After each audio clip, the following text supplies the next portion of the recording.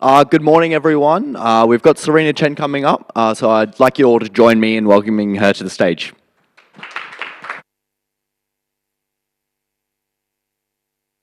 I am going to unmute myself. Can everyone hear me? Yes. Yay, okay, cool. Hi. Hello. I'm Serena, and I work at the intersection of security and design. Before we start, I'd also like to pay my respects to the elders of the Yugambeh people, both past, present, and emerging. I acknowledge that these lands were never ceded, these lands were stolen, and that we benefit from colonial violence at this gathering today. I'd also like to acknowledge that these words are meaningless without real action, real work, and sacrifice from those of us who benefit from the injustices. Thank you for having me today. In this talk, we're going to take a break, take a step outside of our tech industry. And today, I want to equip you with some tools and ideas to help you communicate security advice to the people who you love in your lives. But firstly, I would like to introduce you to someone who I think is pretty cool. This is my dad. My dad is pretty cool. Yeah, he's got some pretty sweet sunnies there, but it is actually my dad. He had a stereo startup in the 90s. He has a degree in aerospace engineering. My dad is literally a rocket scientist. My dad is smart, and he knows about computers. In the 90s, he introduced me to this brand new startup, and we geeked out about how it only took like 1/10 of a second to complete a search, and it was a big deal. It's a good time. But this is his operating system. And this is his internet browser. We've just made it through the holiday season. Congratulations, everyone. We're through to the other side. But chances are you have probably gone and seen your loved ones and performed your annual duties as their IT support. And chances are you probably saw some pretty scary practices. For us in tech, and especially if you're in security, it's super easy to get stuck in our bubble and just forget about the outside world. Security professionals in particular are isolated, like a bubble within a bubble, living in a very different world to everyone else. But security, the tiny island there, security is something that everyone deserves. Everyone deserves security. But not everyone gets security, do they? Security is hard. I probably don't have to tell you that. In our industry, we have such a huge spectrum of problems to deal with, from the super complex to the frustrating and downright inane. And it can be overwhelming to look at all these different levels of problems. And so when we're faced with something so massive, it's easy for us to just cut our losses. So that's what we do. We focus on the people who are doing the right things. And we say to people like my dad, if you're doing the wrong things, like using Windows XP, can't help you. Sorry. Security is hard, and people are bad at it, so sorry, we can't help you. But in not helping these people, we are giving up on the vast majority of users of the internet. These are your uncles and aunties, your grandparents, your parents, your friends. These are also your work colleagues, your bosses and CEOs. So what if we didn't give up? No one chooses to be insecure. What they're choosing is connection to their families, to their communities, tools and resources that might help them solve a problem. And yeah, sometimes they're indulging in the possibility that they might have won $1,000. Everyone, all the time, are trying to make the best decisions they can with the information and resources that they have. And everyone deserves security. And yeah, security is hard. But what if people aren't bad at security because it's hard? What if security is hard because we're not engaging the majority of internet users on what good security practice is? When there's a persistent and systemic problem, it would do us good to look at the whole ecosystem that funnels and contributes to that problem. So if we were to zoom out of our InfoSec tech bubble, the reality is that we live in a world where people don't really think about their digital security, which means they get used to the lack of security and privacy in their lives, which means they will consume tech and not demand security and privacy, or when there are developers making all of our products, we're not thinking about security, and even when we are thinking about security, we're not surrounded by enough people who also think it's important. And security experts are stuck at the bottom of the cliff thinking, how did it all get so bad? So today, for a little while, we're going to focus on the people who are not us. I'm going to introduce you to some new mental models, frameworks, and new ways of thinking. And I want to show you how we can help our friends and family with their personal security, and how we can take inspiration from design, from behavioural psychology, and the public health sector to really mend the security of our ecosystem. We'll take a closer look at who I mean when I say everyone else. What are their needs? What are their lives like? We'll re-examine what kind of advice we should be giving them. And finally, we'll dive into how we can communicate that advice. So, who are these people? In researching for this talk, I interviewed 6 people who specifically do not work in tech. And we talked about their everyday digital usage, what they cared about, what they didn't care about, and what their current security practices were like. During these interviews, people started falling into 2 main categories. The first group of people are those who don't really know what good security practice looks like. And it's embodied perfectly in this research paper, comparing the intuitions of security experts and everyday people. While the experts emphasize things like keeping your system up to date or like multi-factor auth, everyday folk think more about antivirus and password rotations and like not going to any websites you don't know.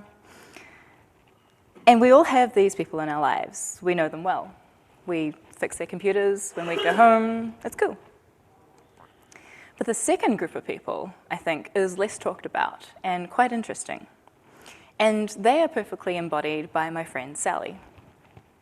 This is Sally. Sally's up to date with her latest software. She knows that reusing passwords is bad, and she knows about 2-factor auth.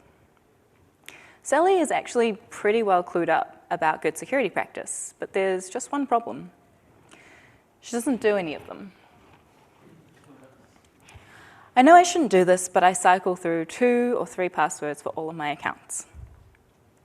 I know about password managers, I just haven't gotten around to it yet. Seems like a big time investment. I've been meaning to change my passwords, but my current password system is just so memorized.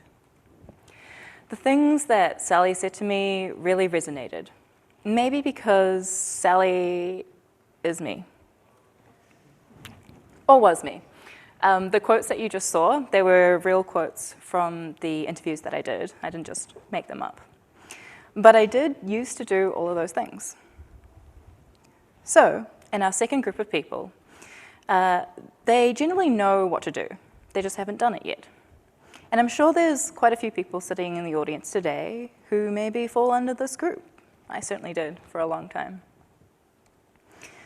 So from our research, we've come out with 2 rough personas and 2 main problems to solve. What should we be doing, and how should we be implementing it? So what advice do we give? For a lot of people, security is a static, non-fluctuating state. Something that can be achieved by downloading the right antivirus, using the right kinds of passwords, implementing a right system, and never thinking about it ever again. But in reality, security is an ever-moving target. It's less like having a vaccination and more like exercise. Security is like exercise. There's always room for improvement. It needs to be personalized to the individual's needs. And it needs to be habitual and ongoing. Let's break these down further. In security, there is always room for improvement. All skills in life are built upon progressively. No one's perfect from the get-go. If you don't usually run like me, it would be silly to suggest that I run a marathon tomorrow. I would die. Likewise, if you don't usually think about security, then U2F keys and password managers are probably not the best next step for someone. Instead, we can take baby steps. Have you got old software?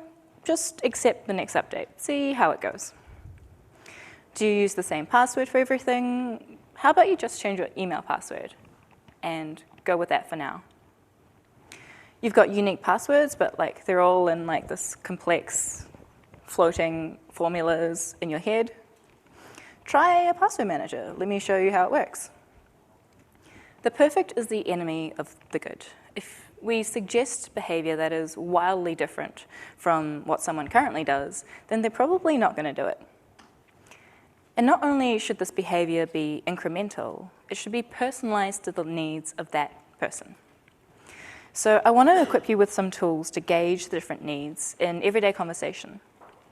Let me introduce you 3 sliders: technological capability, privacy needs, and likely adversaries.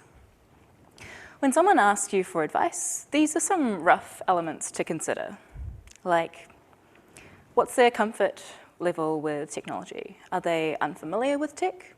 Then we can recommend the familiar. So you can store your passwords in the browser or in a notebook, rely heavily on your smartphone, and here are some end-to-end encrypted chat apps. They work exactly the same like your other apps. Do they sit at the other end? Do they program with a magnetized pin? Well, then we can suggest customization. We can try some new stuff. We can talk about all the different password managers out there, and we can talk about all the different ways they store things and communicate things and sync things. We can talk about all the different U2F keys out there and try new stuff. You are allowed to tell them about PGP. What are their privacy needs? Are they in hiding? Then you can tell them to be a minimalist. So turn off location permissions, go through them with their privacy settings, introduce compartmentalization, and do regular follower and friend purgings. I feel like most of our community really focus on people towards the left end of the spectrum, and we sometimes forget that there are people out there who actually need to be visible. They could be activists, they could be journalists, they could lead movements, they could be Instagram influencers. They exist. So for these people, we can recommend obfuscation. So removing metadata and information in the backgrounds of photos. Use scheduling heavily to hide their daily activity patterns, and separate their public and private personas. And lastly, you can make a rough threat model, like who are their likely adversaries? Is it just randoms looking to make a quick buck? For that, you can lean on generic protections like unique passwords and app-based 2FA. They'll get you there. Are they a defecting spy? For that, you want to recommend specific specialist advice. Don't take advice from me. Introduce them to someone who knows what they're doing. Seek professional help.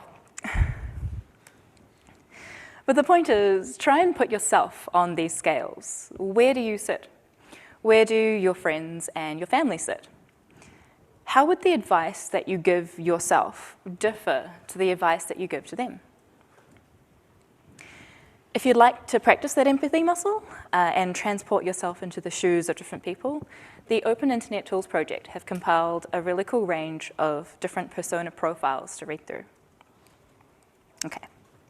The third quality that our advice has to be is that it needs to be ongoing and habitual. We want to lay a path for progression so that even advancing to the next stage can be a reward in itself.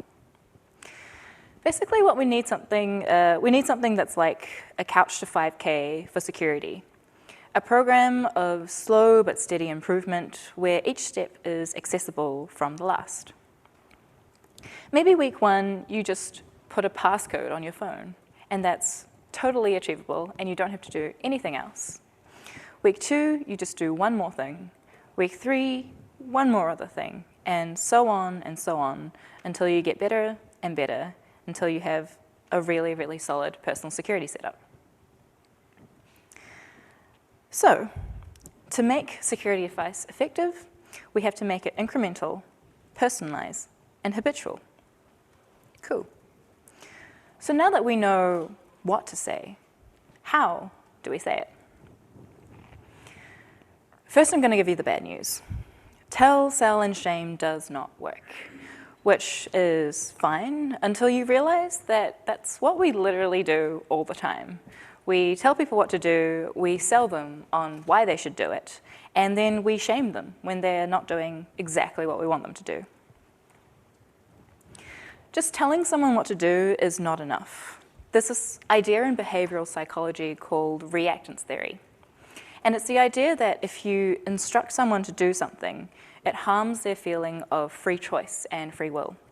And to protect themselves from that, often they'll either ignore your instructions or they'll just do the exact opposite of what you told them to do. And they do that to try and regain the feeling of autonomy and control. Direct instruction harms that feeling of autonomy. This is why when your parents told you to go clean your room, you might respond by chucking all your toys on the floor. The antidote to this is to lead by example.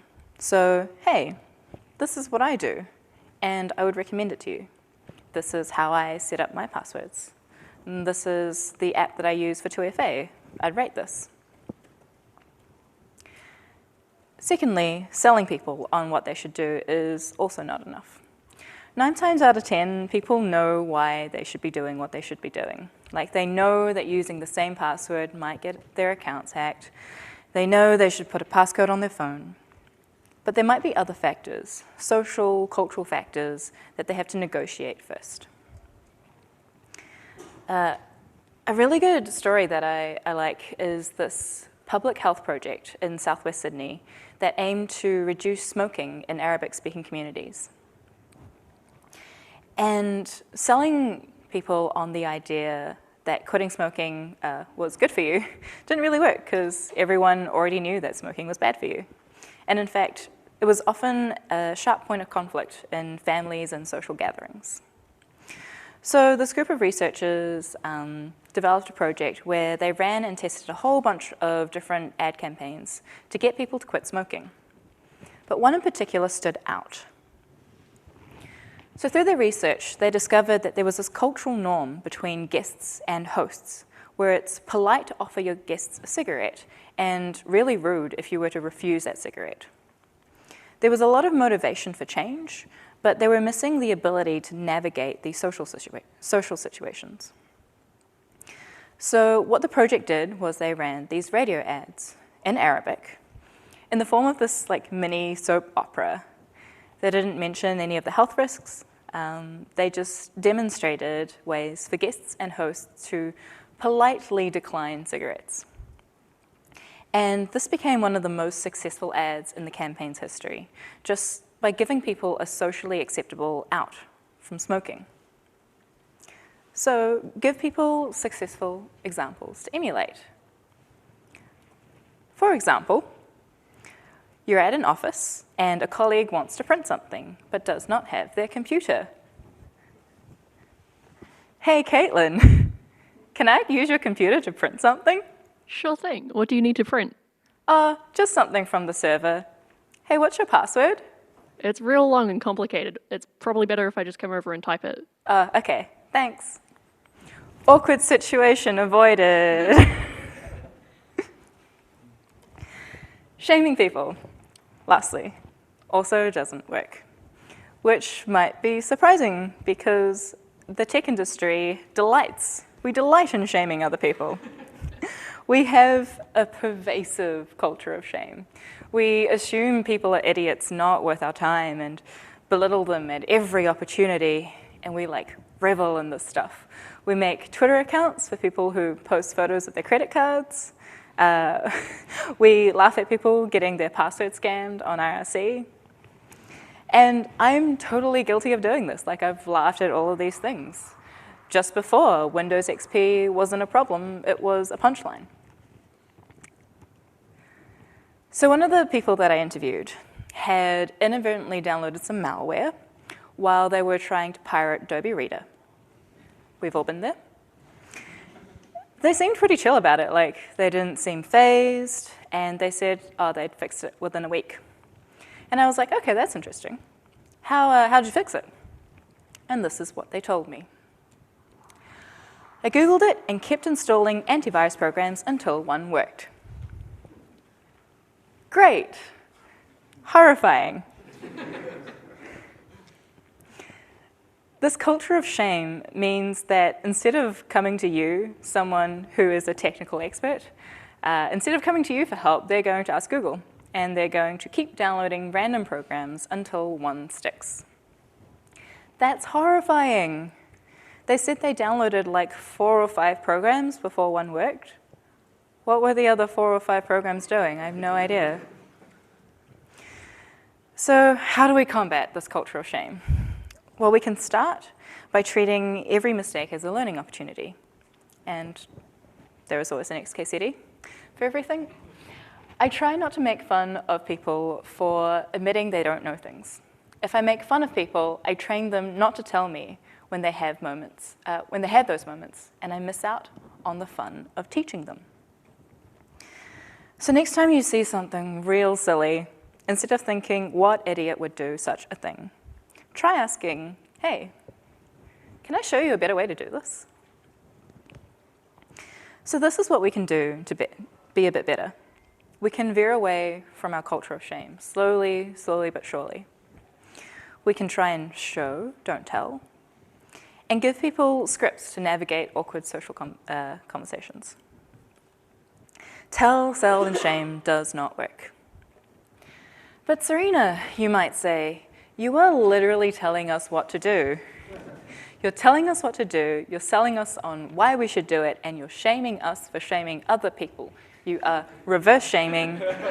How dare you? Which is fair.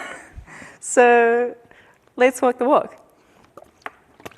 So I asked myself, okay, what is something that has significantly changed my behavior in my own life?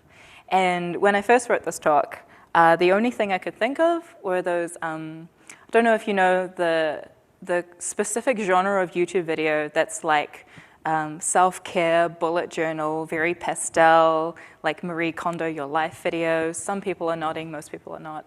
It's a good time. It's like, you know, chill videos. And that kind of video has significantly changed my behavior. Like, I journal now, I have a skincare routine. What is that? But seriously, like, when I look at YouTube vloggers, they embody a lot of the principles that I'm talking to you about. They show, they don't tell. They give people a choice to opt in or out. They don't make you watch their stuff. Often they show their mistakes and their imperfections. They outline routines and give people steps and scripts to follow. And there's lots of different personalities, so you can follow one that is personalized to you. Could it be that YouTube, the home of conspiracy theorists and beauty vloggers, is the perfect format to communicate security advice? Well, I guess I don't know until I find out. We have now reached the embarrassing part of the talk. So I made a YouTube channel. This is a real screenshot. I thought, hey, I'll conduct an experiment and I'll do this thing. This was in the summer of 2018, and yeah. I made some videos. They were okay. The experiment lasted about 3 months because it got too hard. YouTube takes a long time and a lot of effort. I have a newfound respect for YouTubers now. But what else was really interesting was that as I was making these videos, I immediately fell back into the habit of tell, sell, and shame. Like, I basically just made videos that told people what to do, which is why they were not very successful. I think the most successful video I have is like me emptying out my conference bag before KiwiCon. Sure. But I learned some things too. And the hard thing that I learned was that to really reach out and connect to people requires vulnerability.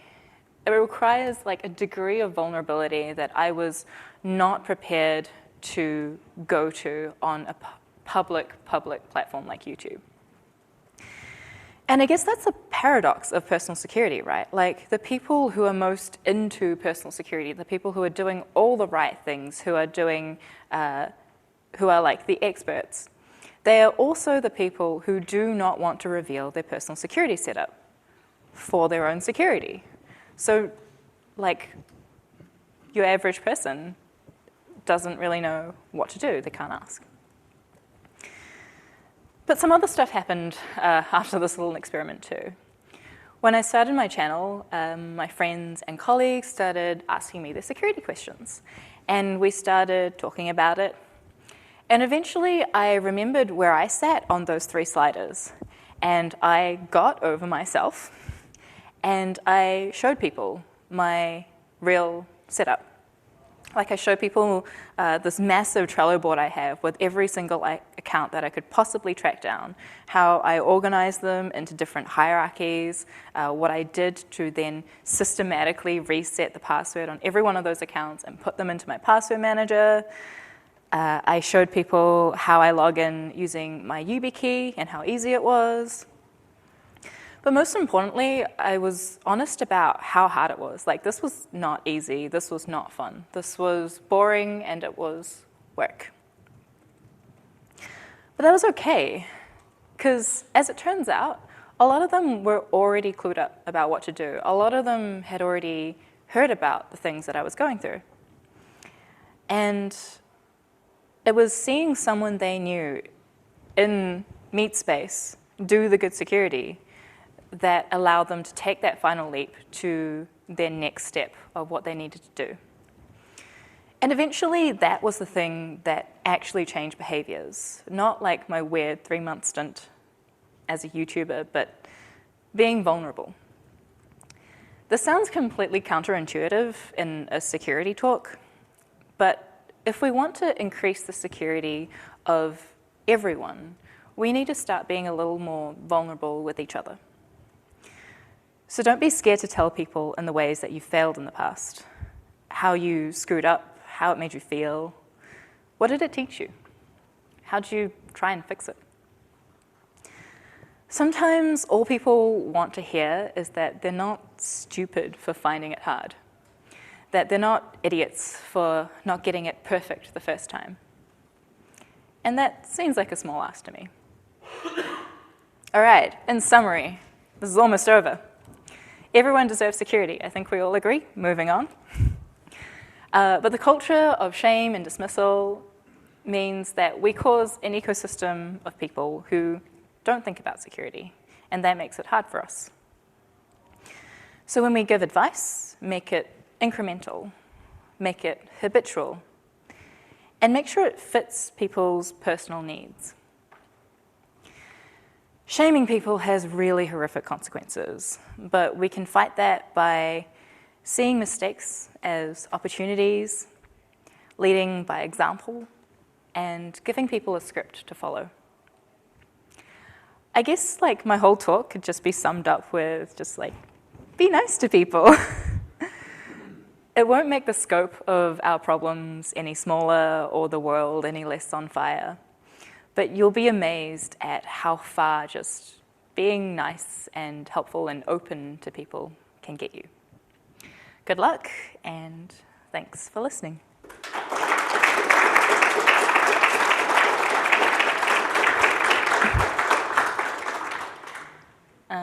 Feel free to heckle me. I'm not sure if we were at yesterday's keynote.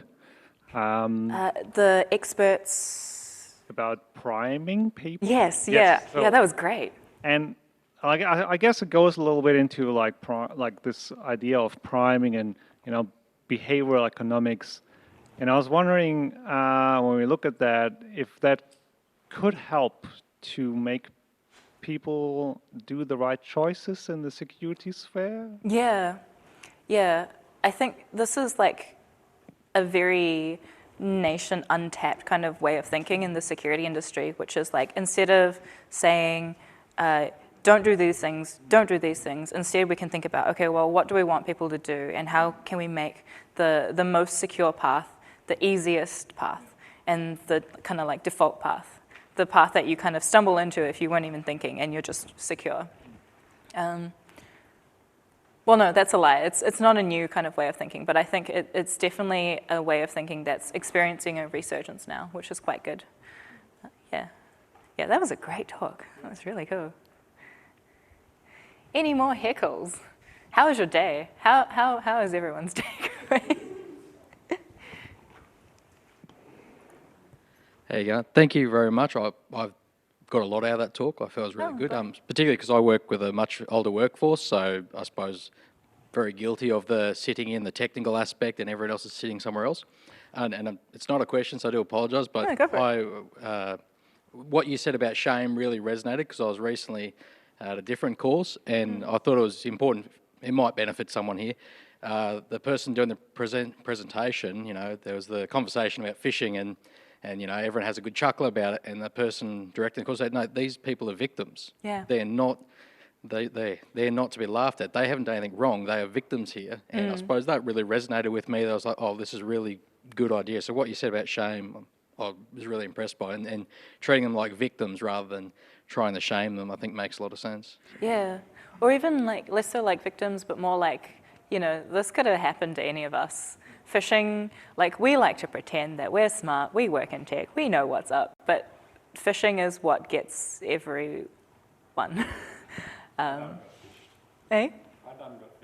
Yeah, and it's like, we laugh at the really kind of obvious fake phishing attempts, but there are some really clever ones out there.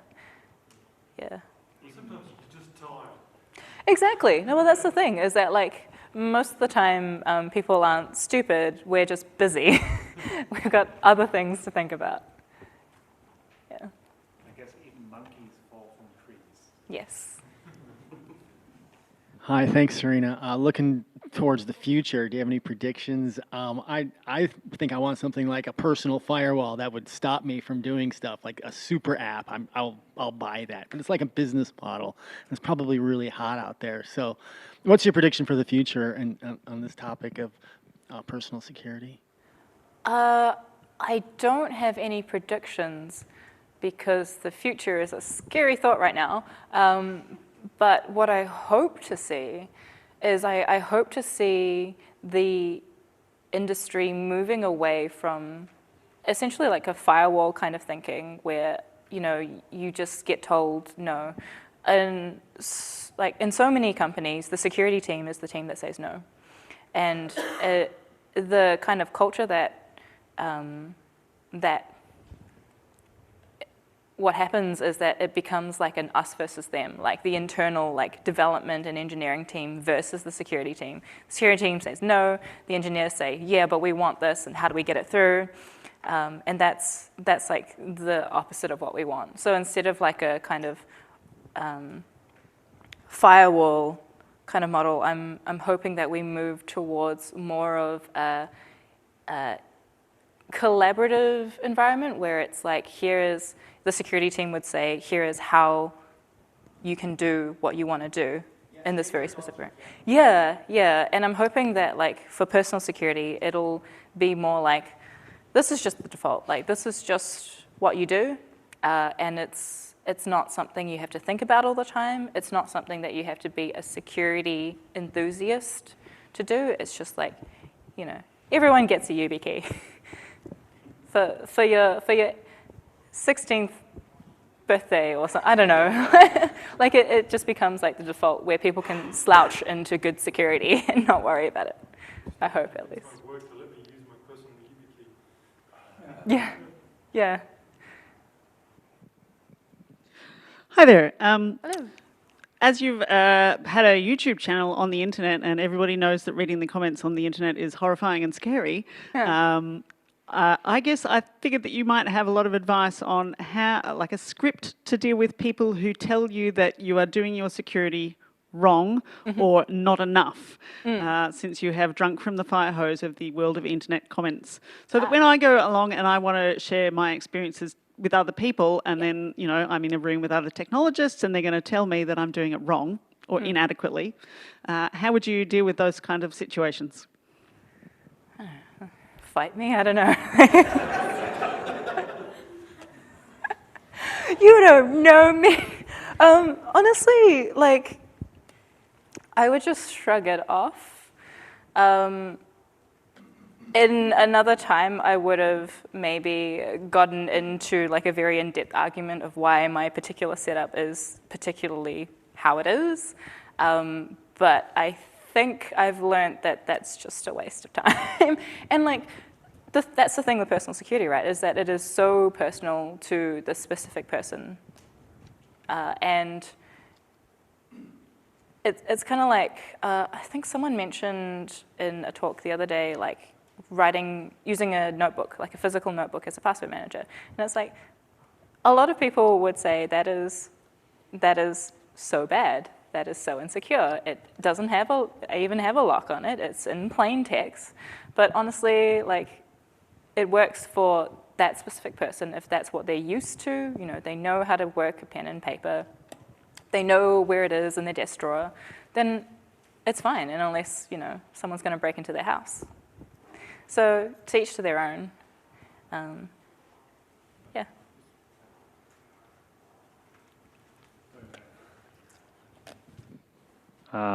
This reminds me of something I remember. I used to be a lifeguard and a first aid responder, and one of the things we learned was that in an accident, the one who's causing an accident is also a victim, and or should be treated as part of being a victim and treated in this problem. And I guess what I'm trying to say is that even if we see people who do shame, they are part of a wider of their environment too. And I guess what I'm saying is we can probably apply the same principles you mentioned in your talk to those who shame as well. Yeah, I mean, like I said before, like, I've totally engaged in that kind of culture, and that's just kind of like the default of what you do when you're in tech. It's just like, it's kind of like I'm signaling to everyone that I understand how tech works by making fun of this person that doesn't understand. And I'm trying to like tell everyone that like I belong here, that, you know, I am one of you, and that's okay. But also, like, I don't know, when it comes to discussions around like changing culture and changing how people behave and like the whole like human psychology, behavioral thing, it can sound really daunting and it can sound really scary and hard. And what we fail to recognize is that sometimes just being the seed to that behavior change is enough. Like, you don't have to change the minds of everyone. You just, you can just be that one person that goes, oh, that's a shame. Hey, can I show you how I do this? And like, sometimes that's enough. That's enough to turn the kind of vibe of the room, if you will. Yeah. Is everyone hydrated? Yeah. I'd just like everyone to join me in thanking Serena. And as a token of appreciation from everyone at LCA, I'd like to give you that one there. Oh, thank you. Thank you. Shout out to Caitlin for doing the back and forth on like very late notice.